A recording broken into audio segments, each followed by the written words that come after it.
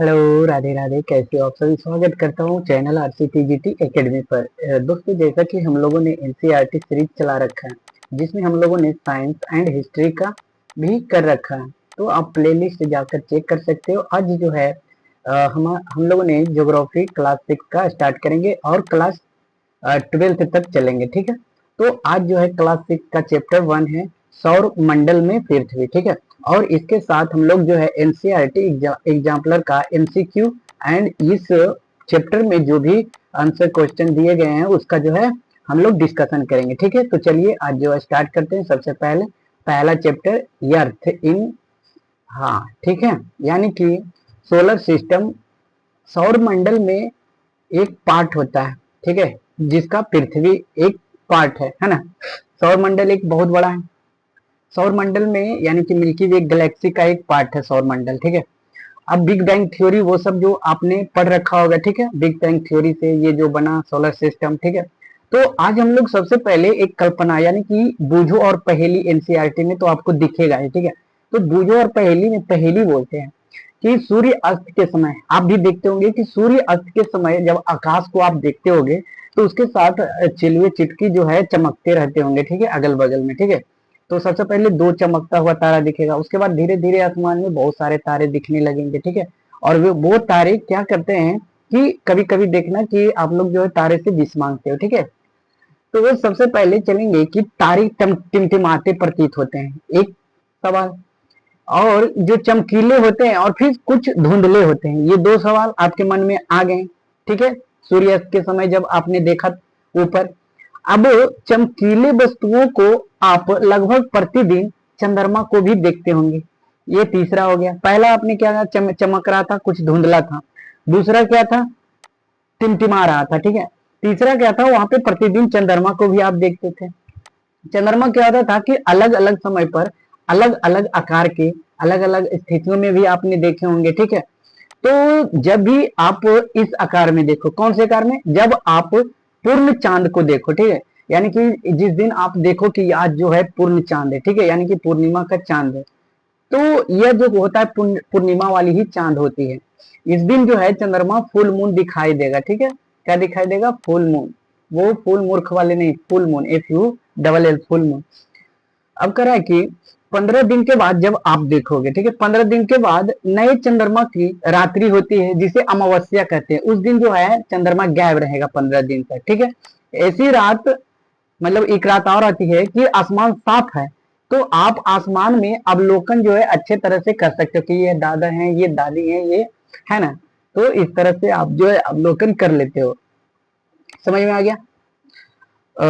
दूसरा सवाल तो क्लियर हो गया, चंद्रमा चमक रहा था। चंद्रमा जो है किससे अपना प्रकाश लेता है, तो सूर्य से प्रकाश लेता है। क्यों ये दिन में दिखाई नहीं देता, क्योंकि जो है सूर्य से ढक जाता है। रात में क्यों हो जाता है, क्योंकि पृथ्वी आ जाता है सूर्य के बीच में।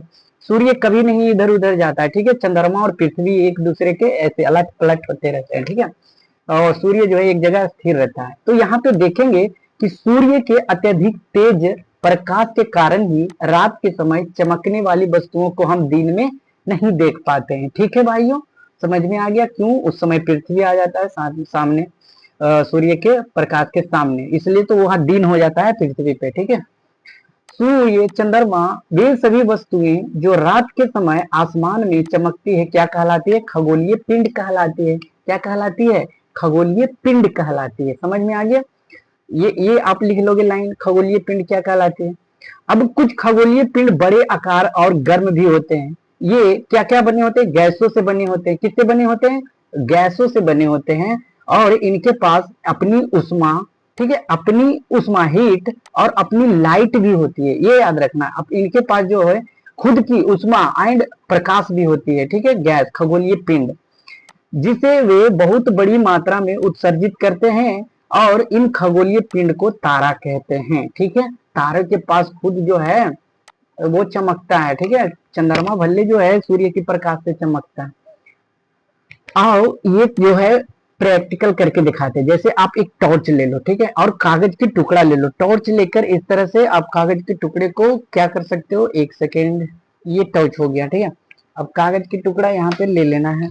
ठीक है, अब कागज के टुकड़े को क्या करना है, इस तरह से ऐसे करना है। ठीक है, कर लिए।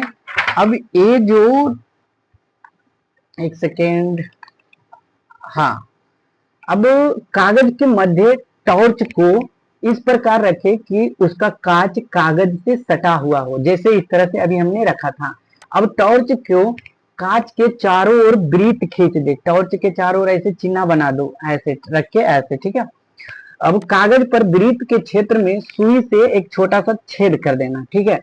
अब कागज को जो छेद किया गया है उतना भाग से जो है टॉर्च के चारों ओर लपेट कर रबर बैंड लगा दिए, ठीक है, किनारे किनारे ऐसे इस तरह से रबर बैंड यहाँ से इसे छेद कर दिए। अब देखना, जब टॉर्च को स्विच के बाहर से रखना है और फिर ऐसे ऑफ ऑन करते रहना है। अब अंधेरे कमरे में जाओ और सादी दीवार पर, यानी कि जहां व्हाइट सीमेंट मारा हुआ है, यानी कि टॉर्च का मुंह उस तरफ करके ऐसे ऑन करो टॉर्च को, ठीक है। अब देखना कि टॉर्च की रोशनी को दीवार पर पड़ रहा है, ठीक है।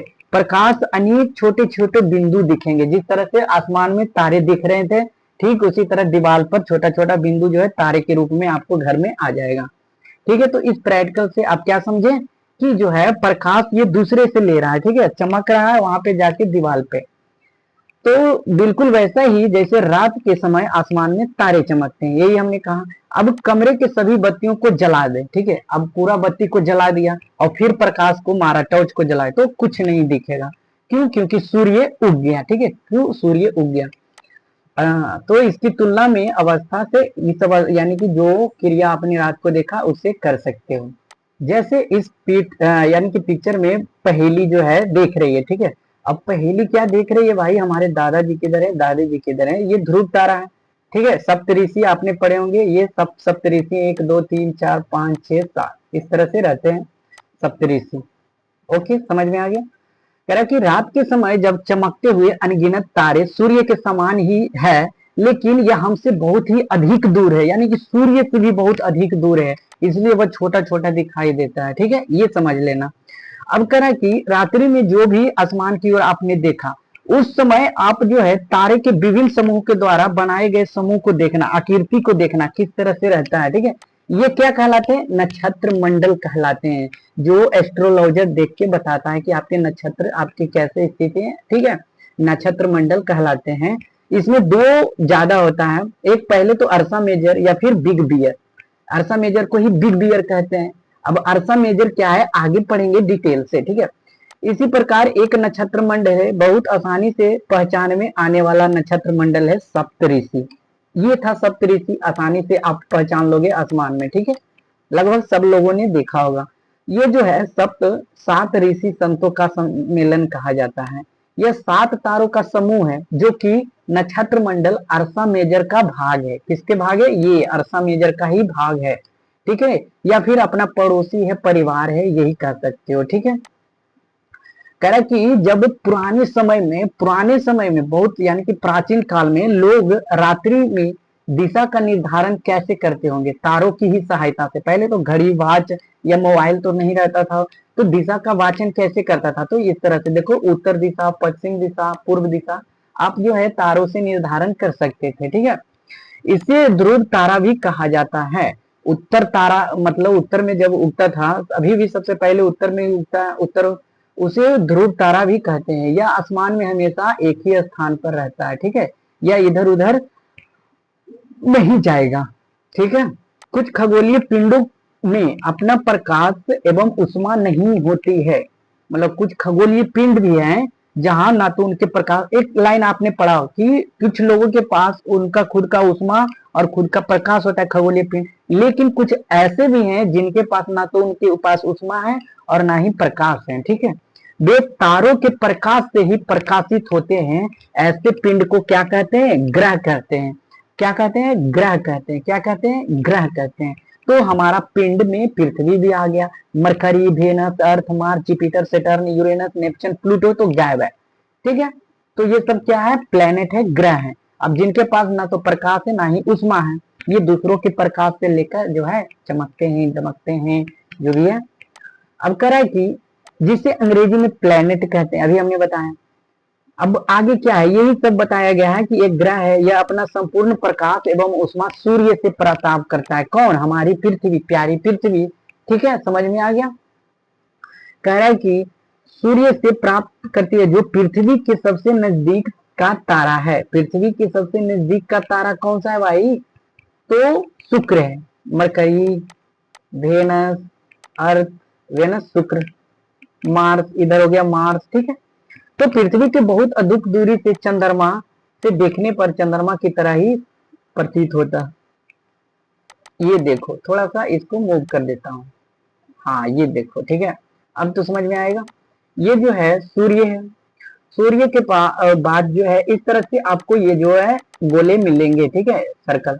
और ये जो दूरी रहती है इसकी, ठीक है, जैसे वेनस से दूरी आपको मरकरी से, वेनस, फिर अर्थ से, यहाँ फिर मार्स हो गया, ठीक है। फिर यहाँ पे बीच में आता है बेल्ट, जिसे कहते हैं क्षुद्र ग्रह पट्टी, ठीक है। यानी कि क्षुद्र ग्रह पट्टी के इस साइड ये अलग हो जाते हैं, ठीक है, डिस्टेंस बढ़ते जाते हैं और ये इस तरह जो है सूर्य के करीब आते जाते हैं, ठीक है। यहाँ पे देखो दूरी जो है मिलियन किलोमीटर में, 1 मिलियन बराबर 10 लाख, 1 मिलियन बराबर सभी को 10 लाख पता है। तो यहाँ पे कुछ जो दिया गया है जो नोट कर लेना है आपको, ठीक है। क्या करना है कि बुध जो है, थोड़ा सा जूम कर देता हूँ, ठीक है, एक सेकेंड, ये हो गया। कह रहा कि सूर्य के चारों ओर परिक्रमा करने में इसे बुध को 88 दिन लगते हैं, अपने अक्ष पे घूमता है, ठीक है, 59 दिन में। शुक्र जो है सूर्य के चारों ओर परिक्रमण 255 दिन करते हैं और अपने अक्ष पे घूमते हैं 243 दिन में, ठीक है। कितने दिन में? 243 दिन में। पृथ्वी की बात करते हैं तो यह सूर्य के चारों ओर परिक्रमण 365 दिन में कर लेता है एक साल में, लेकिन अपने अक्ष पे एक दिन घूम जाता है, ये अपने अक्ष पे एक दिन में ही घूम जाता है। और यहाँ पे बुध देखो 59 दिन लगाता है अपने अक्ष पे घूमने में, लेकिन पृथ्वी एक दिन में ही घूम जाता है। चंद्रमा की संख्या एक ही है पृथ्वी पर। मंगल ग्रह, मंगल ग्रह की बात करते हैं तो ये सबसे ज्यादा 687 दिन में घूमता है भाई, और उससे ज्यादा देखना कौन घूमेगा, आगे पढ़ना। अब जो है चंद्रमा की संख्या मंगल के पास कितना है? 2 है। ये अपने अक्ष पर भी एक दिन में ही मंगल घूम जाता है, जिस तरह से पृथ्वी एक दिन में अपने अक्ष पे घूमती है, मंगल ग्रह भी एक दिन में अपने अक्ष पे घूम जाती है। अब आते हैं बृहस्पति। तो सूर्य के चारों ओर ये जो है 11 साल 11 महीने 12 यानी कि लगभग 12 साल जो है लगा देते हैं सूर्य के चक्कर लगाने में, और अपने अक्ष पर जो है 9 घंटे 59 मिनट। चंद्रमा की संख्या लगभग कितना है? 53 है। पृथ्वी के पास, बृहस्पति के पास जो है उपग्रहों की संख्या कितना है? 53 है। लेकिन यहाँ पे सोचो कि बृहस्पति 9 आवर 56 मिनट में ही अपनी अक्ष पे घूम लेता है, कितना फास्ट घूमता होगा। पृथ्वी एक दिन लगा रहा है, एक दिन बराबर 24 घंटे। शनि जो है सूर्य के चारों ओर परिक्रमण 29 साल, समझ रहे हो, 29 साल शनि सबसे धीमे जो है सूर्य की चक्कर लगाता है, ठीक है। और ये जो है अपने अक्ष पे 10 घंटा में ही घूम लेता है, ठीक है। तो 9 घंटे के बाद जो है शनि 10 घंटा में घूम लेता है। यूरेनस की बात करते हैं तो ये 84 साल लगाते हैं, देख लो, 29 साल तो शनि ठीक था, 84 साल यूरेनस लगा रहे हैं, 164 साल नेपच्यून लगा रहे हैं, जो जितना दूर है उतना साल लगाए जा रहे हैं, ठीक है। समझ में आ गया दोस्त? तो सबसे कम समय कौन लगाया था? 88 दिन में जो है पूरा सूर्य का चक्कर लगा दिया था, ठीक है, बुध। और सबसे ज्यादा नेपच्यून जो है, बस ये याद रखना भाई। यहाँ पे आंतरिक ग्रह सूर्य के बहुत नजदीक ये चट्टानों से बने होते हैं, और वाइटम ग्रह जो यहाँ पे बेल्ट जो था सूर्य से बहुत दूर होते हैं तथा आकार में बड़े होते हैं, गैस और तरल पदार्थ से बने होते हैं। ये आपको याद रखना होगा, ठीक है। समझ में आ गया? अब तो हमें यहाँ पे रोटेट करना पड़ेगा ना भाई।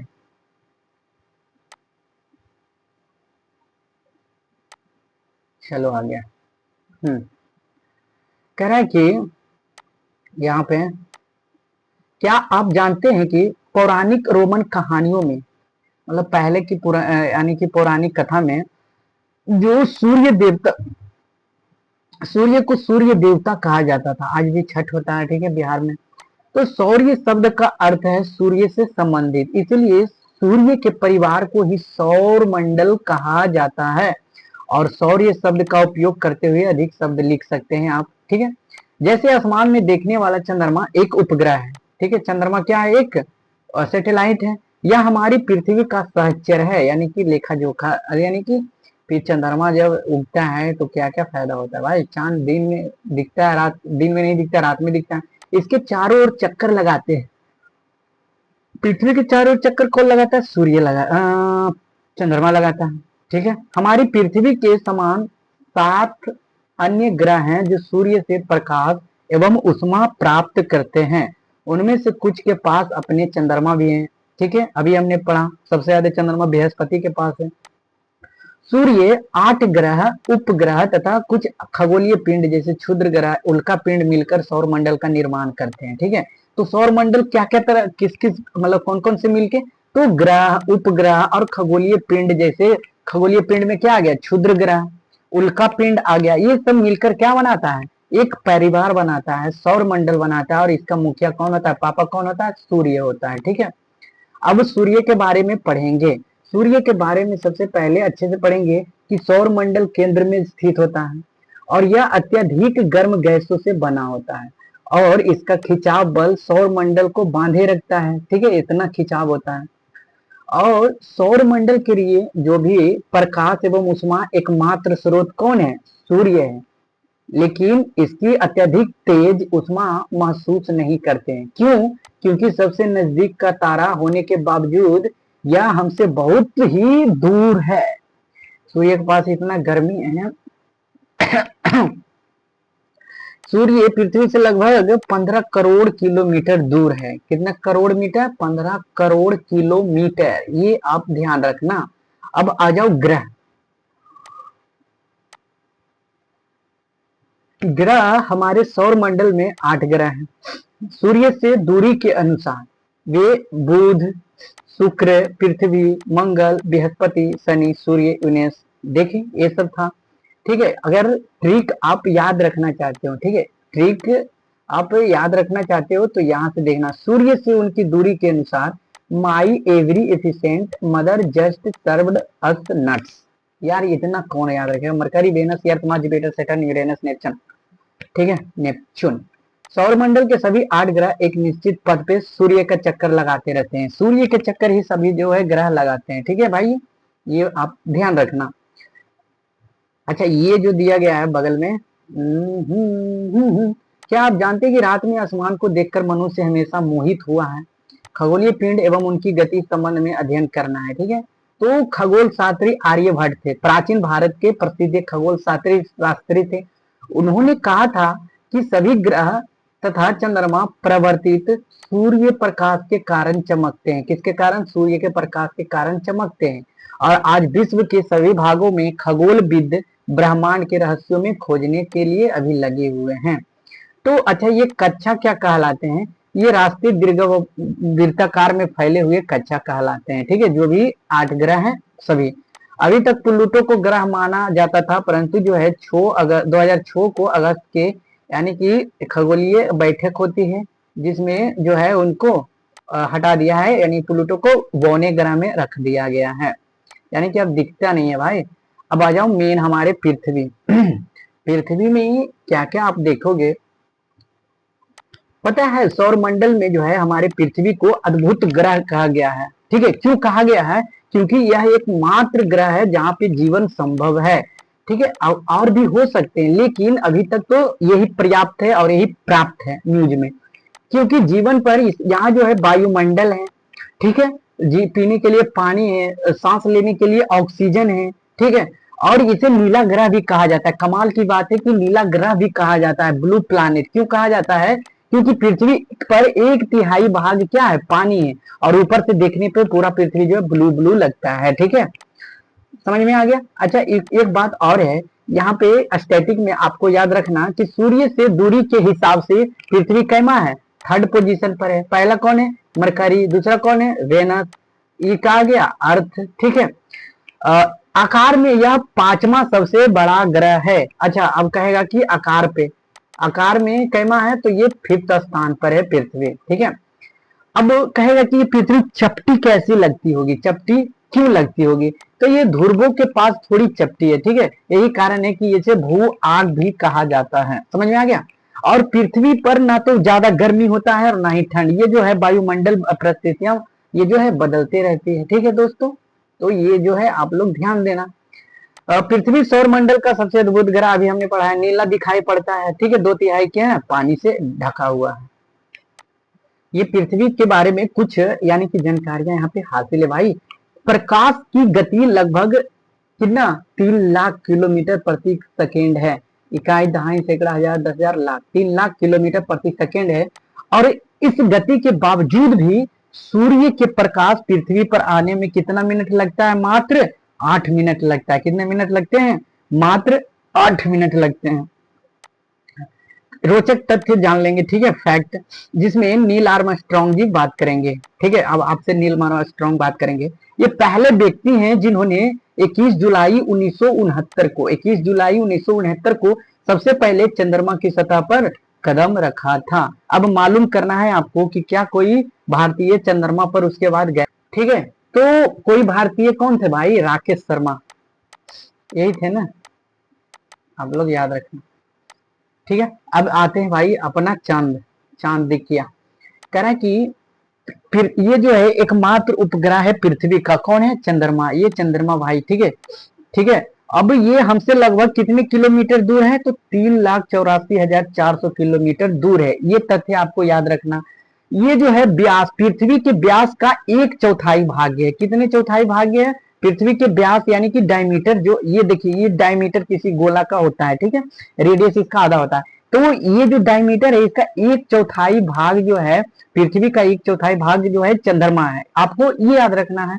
आप पृथ्वी से सूर्य एवं चंद्रमा की दूरी को तुलना कर सकते हो। ठीक है, अब यहाँ पे देखना है कि ये जो है उपग्रह एक खगोलीय पिंड है। क्या है? एक खगोलीय पिंड है जो ग्रहों के चारों ओर उसी प्रकार चक्कर लगाता है जिस प्रकार सूर्य के चारों ओर हमारी पृथ्वी यानी कि उपग्रह सारे यानी कि ग्रह प्लेनेट जो है चक्कर लगाते हैं। ठीक है दोस्तों, समझ में आ गया?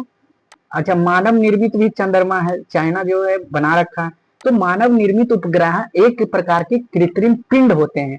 यह जो है वैज्ञानिकों के द्वारा बनाया गया है जिसका उपयोग ब्रह्मांड के बारे में जानकारी प्राप्त करने के लिए करते हैं। ठीक है भाइयों, ये जो है रॉकेट का परीक्षण, रॉकेट का पृथ्वी पर गिरना, उपग्रह का कक्षा में प्रवेश, ये सब क्या है? मानव निर्मित उपग्रह है। ठीक है, अंतरिक्ष में अभी उपस्थित भारतीय उपग्रह इनसेट, IRS, इडुसैट इत्यादि जो हैं ऊपर में उपग्रह के रूप में मौजूद हैं। ठीक है भाइयों, कह रहा है कि चंद्रमा जो है पृथ्वी का चक्कर लगभग कितने दिन में लगा लेता है? तो 27 दिन में जो है लगा लेता है।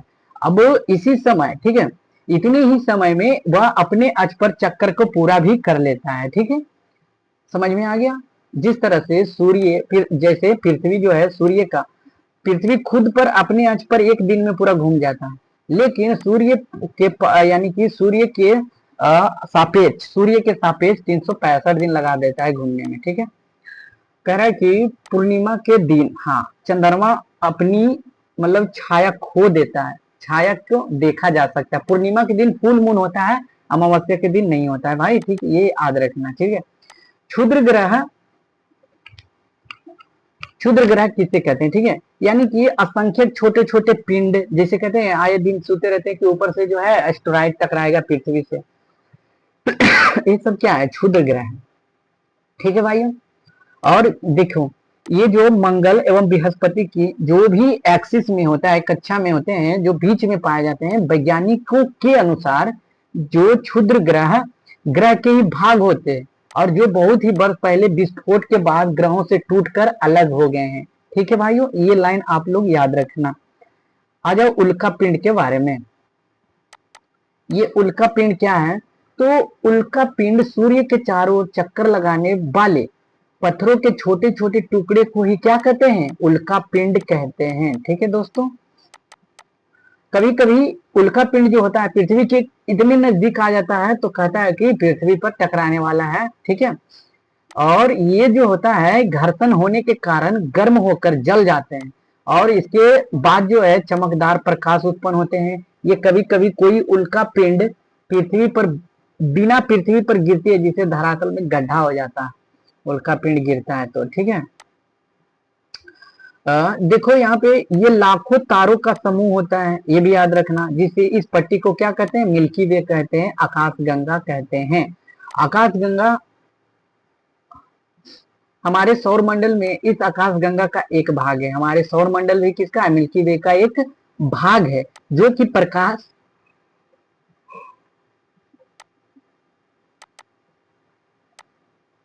यहाँ पे ध्यान देना है, आकाश गंगाएं मिलकर ब्रह्मांड का निर्माण करती है। कौन मिलकर ब्रह्मांड का निर्माण करती है? तो आकाश गंगाएं मिलकर ही ब्रह्मांड का निर्माण करती है। और ब्रह्मांड की विशालता की कल्पना करना बहुत ही कठिन है, ये तो सभी को पता है, ठीक है। अब यहाँ पे ये जो लाइन दिया गया है, क्या आप ब्रह्मांड के साथ अपना संबंध बता सकते हो? तो हाँ भाई, जो ब्रह्मांड के साथ हम पृथ्वी पे रिलेटेड है, पृथ्वी से कनेक्ट है, पृथ्वी पे रहते हैं। ये हो गया सौर मंडल, ये हो गया आकाश गंगा, ये हो गया पूरा ब्रह्मांड। तो हमारे 1 2 3 4 फोर्थ स्टेप पे रहते हैं, ठीक है। अब यहाँ प्रश्न देख लेंगे। तो ग्रह और तारे में क्या अंतर है? तो ग्रह जो होते हैं दूसरों से सूर्य के यानी कि प्रकाश लेते हैं, उष्मा लेते हैं, लेकिन तारे के पास जो है खुद का जो है उष्मा और प्रकाश होता है, ठीक है। ये अंतर हो गया। सौर मंडल से आप क्या समझते हैं? ये जो लाखों करोड़ों वर्ष पहले, ठीक है, मिल्की वे से टूटकर जो है एक सौर मंडल का निर्माण हुआ है। सौर मंडल में कौन कौन आ गया? तो सूर्य जो है इनका जो है मेन केंद्र में रहता है, ठीक है, सूर्य। और सूर्य के पास अपनी उष्मा और प्रकाश होती है, ये लिख देना है, ठीक है दोस्तों। ये समझ में आ रहा है? सूर्य से उनकी दूरी के अनुसार सभी ग्रहों के नाम लिख लेना है। तो यहाँ पे सन इस तरह से बना देना है, फिर ये जो है लाइन बना लेना है, फिर मरकरी, वेनस, अर्थ, मार्स। तो यहाँ पे एक बेल्ट रहता था ना, व्हाइट बेल्ट, ठीक है, वो लिखना। जुपिटर, सेटरन, यूरेनस, नेपच्यून लिख देना है। पृथ्वी के अद्भुत ग्रह क्यों कहा जाता है भाई? क्योंकि यहाँ पे वायुमंडल है, जीवन संभव है, अर्थ लिविंग, ठीक है। यहाँ पे पानी भी 1/3 है, सांस लेने के लिए ऑक्सीजन है, ठीक है। हम हमेशा चंद्रमा के एक ही भाग को क्यों देख पाते हैं? क्योंकि वो अपने एक्सिस पे घूमते रहता है। पृथ्वी के एक्सिस सापेक्ष कौन घूमता है? चंद्रमा। और पृथ्वी किसके सापेक्ष घूमता है? सूर्य के सापेक्ष घूमता है, ठीक है। ब्रह्मांड क्या है? अभी आपने पढ़ा, ब्रह्मांड जो है कई मिल्की वे से मिलकर बना हुआ है। बहुत सारे मिल्की वे से मिलकर जो बना गया है वो क्या कहलाता है? ब्रह्मांड कहलाता है। किस ग्रह को पृथ्वी के जुड़वा ग्रह के नाम से भी जाना जाता है? तो आंसर हो जाएगा शुक्र। सूर्य से तीसरा सबसे नजदीक ग्रह कौन सा है? देखो ये बीपीएससी का सवाल है भाई, ठीक है, मैं नहीं पूछ रहा हूँ, बीपीएससी में सवाल में पूछा गया। तीसरा ग्रह तो मरकरी, वेनस, अर्थ। तीसरा ग्रह कौन सा हो जाएगा? पृथ्वी। करा कि सभी ग्रह सूर्य के चारों ओर किस प्रकार के पथ पर चक्कर लगाते हैं? तो वृत्तीय पर, दीर्घ वृत्ताकार पथ पे कहना, वृत्तीय नहीं कहना, ठीक है, दीर्घ वृत्ताकार होगा। ध्रुव तारे किस दिशा का ज्ञान होता है? तो ये सभी दिशा में होता है, लेकिन ध्रुव दिशा में, ध्रुव तारा में सबसे पहले उत्तर दिशा का जो है ख्याल आता है, ठीक है। तो ये याद रखना। अभी आपने पढ़ा क्षुद्र ग्रह किन कक्षाओं के बीच पाए जाते हैं? तो क्षुद्र ग्रह किन कक्षाओं के बीच पाए जाते हैं? तो मंगल और बृहस्पति था ना, मंगल और बृहस्पति था ना, यहीं पे था ना भाई क्षुद्र ग्रह। एक सेकेंड रुक जाओ, प्रूफ पहले मैं देख लेता हूँ, ठीक है। क्षुद्र ग्रह, हाँ देखो, ये मंगल एवं बृहस्पति की कक्षाओं के बीच पाए जाते हैं, ठीक है। सबको एकदम कंफर्म करके आंसर चलना है, ठीक है। तो आंसर कौन सा हो जाएगा? मंगल एवं बृहस्पति। कराए खाली स्थान को भरना है आपको। डैश का एक समूह जो विभिन्न प्रतिरूपों का निर्माण करता है उसे क्या कहते हैं? बताओ भाई। यहाँ पे मिल्की वे होना चाहिए, ये सौर मंडल, उसे सौर मंडल कहते हैं, ब्रह्मांड कहते हैं। कई मिल्की वे का समूह जो विभिन्न प्रतिरूपों का निर्माण करता है उसे ब्रह्मांड कहते हैं।